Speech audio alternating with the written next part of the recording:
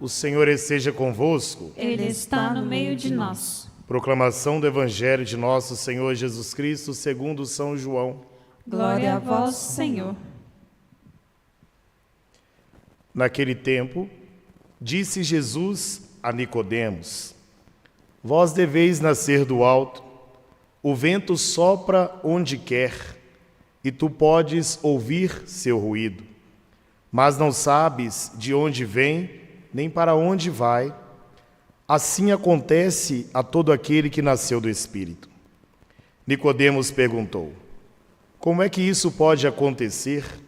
Respondeu-lhe Jesus: Tu és mestre em Israel, mas não conheces estas coisas?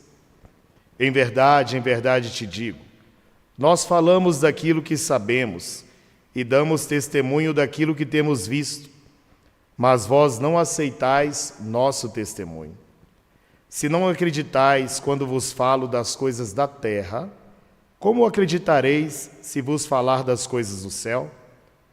E ninguém subiu ao céu, a não ser aquele que desceu do céu, o Filho do Homem. Do mesmo modo, como Moisés levantou a serpente no deserto, assim é necessário que o Filho do Homem seja levantado, para que todos os que nele crerem tenham a vida eterna. Palavra da salvação. Glória a vós, Senhor. Pelas palavras do Santo Evangelho sejam perdoados os nossos pecados. Amém.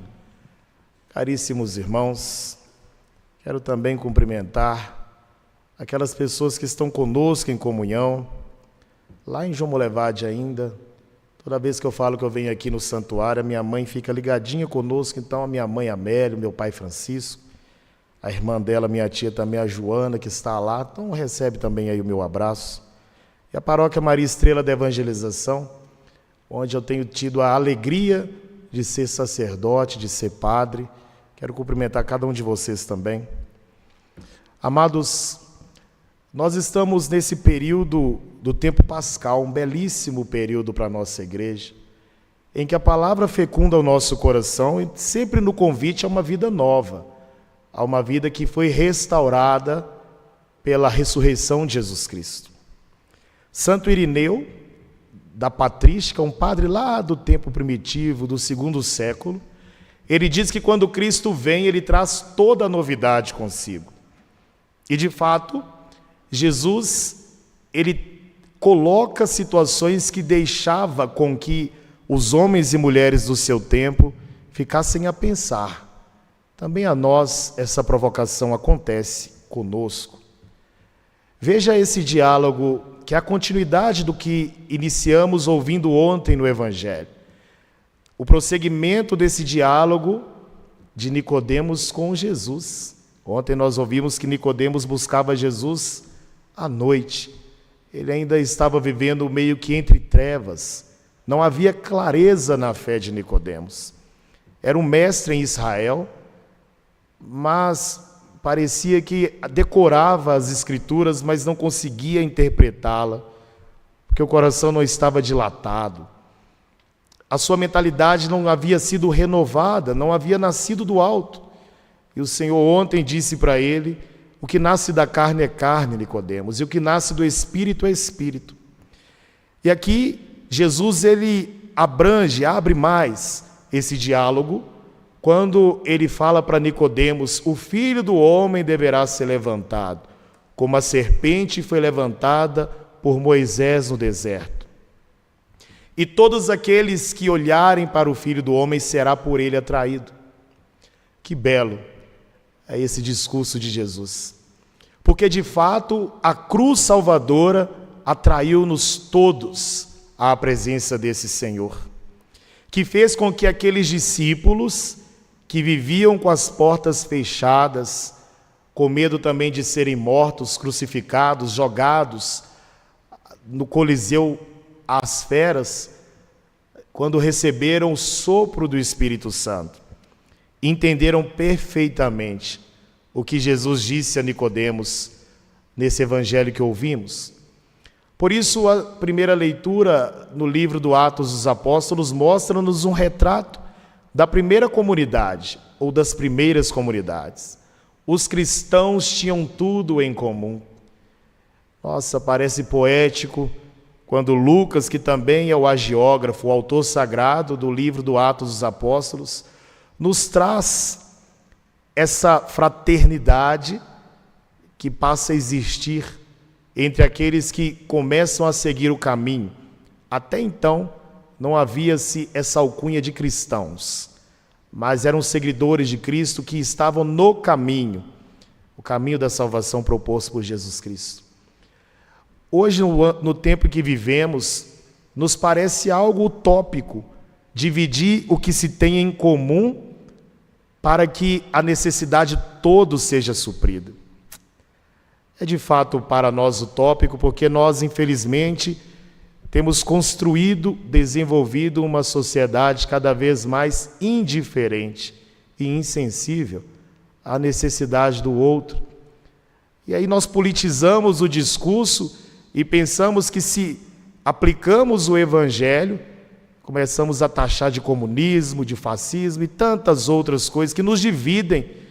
E só o Cristo ressuscitado é capaz de nos unir e de nos fazer um povo só.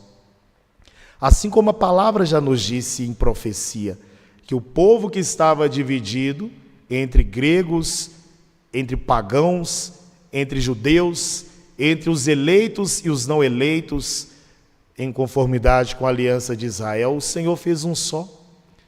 Mas nós nos acostumamos a nos dividir, a nos distanciar, e quando lemos essa passagem de Atos dos Apóstolos, é algo que realmente nos causa uma certa estranheza, porque não faz parte, infelizmente, mais da nossa cultura. Mas a igreja, ela sempre se fundamenta na palavra do Senhor, e há um desejo que nós possamos vivê-la cada vez mais, de forma mais precisa.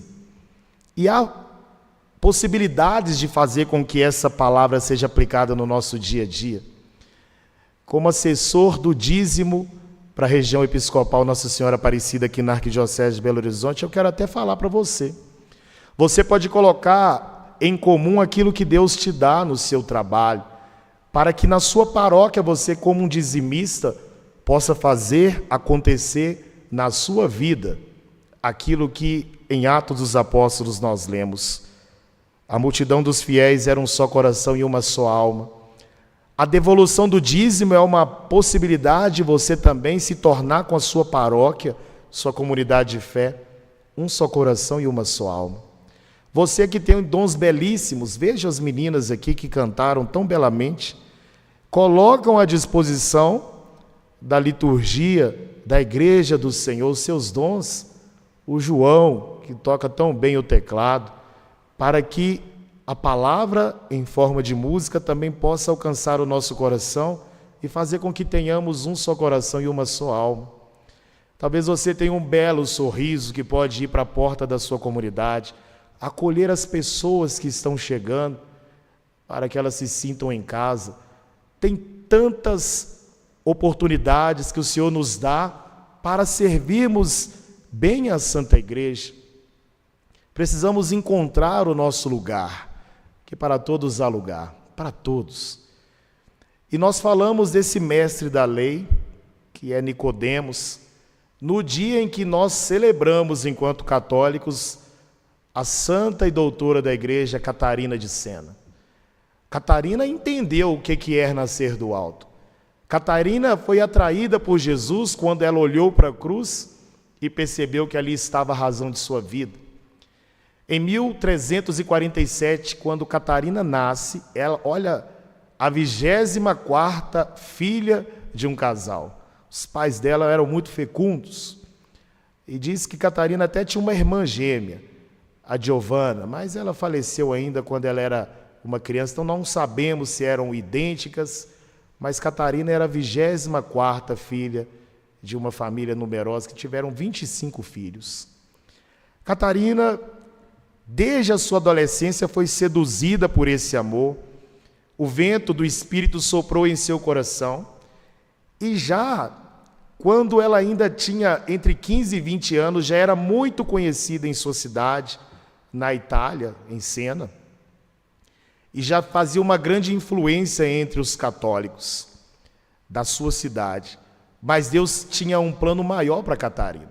Catarina, ela tinha pouca instrução, não tinha uma leitura, não era uma mulher culta, mas quando o Senhor Jesus fala para Nicodemos: nossa, Nicodemos, você que é um mestre e não sabe dessas coisas, porque o mestrado de Catarina vem do próprio Deus. Há um livro dela que se chama O Diálogo, que é o diálogo entre Catarina e a pessoa de Deus Pai.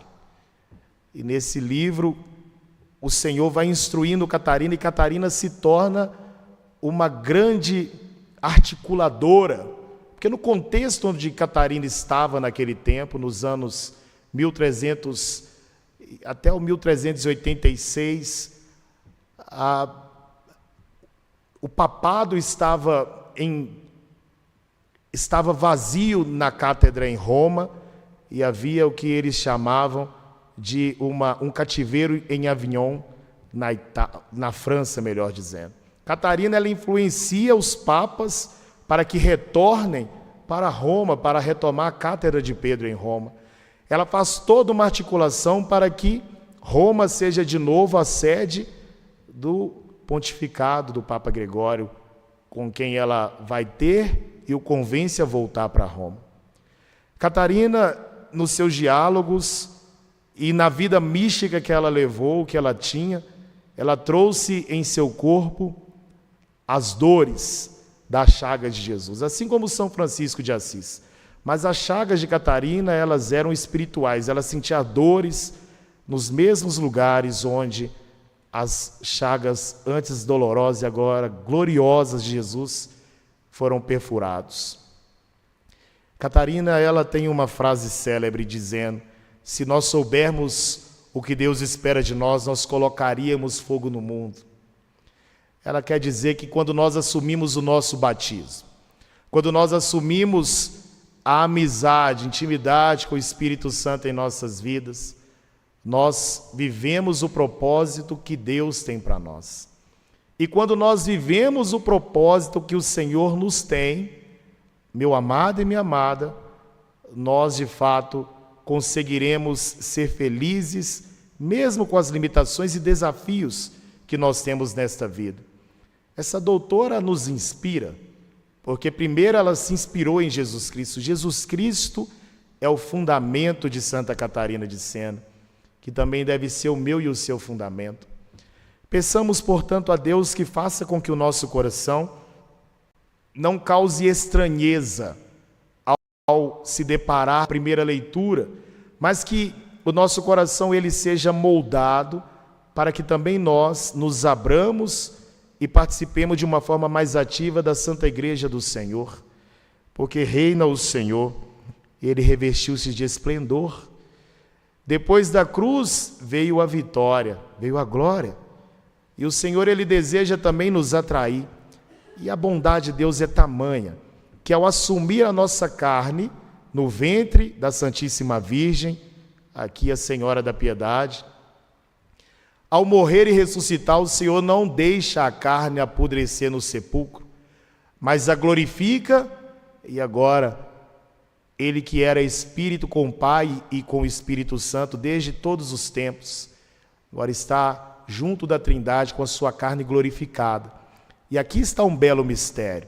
Por isso nós, homens e mulheres de carne, somos atraídos por Ele, porque um de nós já se encontra definitivamente instalado junto à Trindade, que é o próprio Cristo, o nosso Senhor, o qual nós honramos, adoramos e reconhecemos como Deus, como Senhor, como Filho de Deus Pai, o Filho do homem.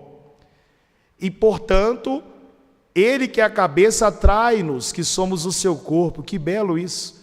Por isso há um desejo em nosso coração de buscar algo que nos transcende, que nos leva. E esse algo não é algo, é alguém, é Jesus Cristo. Se apaixone por Ele, deixe-se atrair por Ele. Como Ele mesmo disse, quando eu for levantado, atrairei todos a mim. Que possamos pedir a Deus que sejamos por Ele seduzidos e apaixonados. Também nos apaixonemos por sua obra, que é a criação e que também são aqueles que, como nós, foram criados à sua imagem e semelhança. Façamos a diferença em nossa sociedade, na nossa comunidade de fé. Aqui ao lado está a imagem do querido e saudoso Papa Francisco, o qual fez a sua Páscoa há pouquíssimo tempo, e que foi o rosto da misericórdia de Deus para nós esses tempos, que soube viver também na integralidade, na totalidade, o entregar ao Espírito Santo e uma vida de coerência, uma vida que lutou para que as pessoas, os pequenos, sobretudo, fossem enxergados.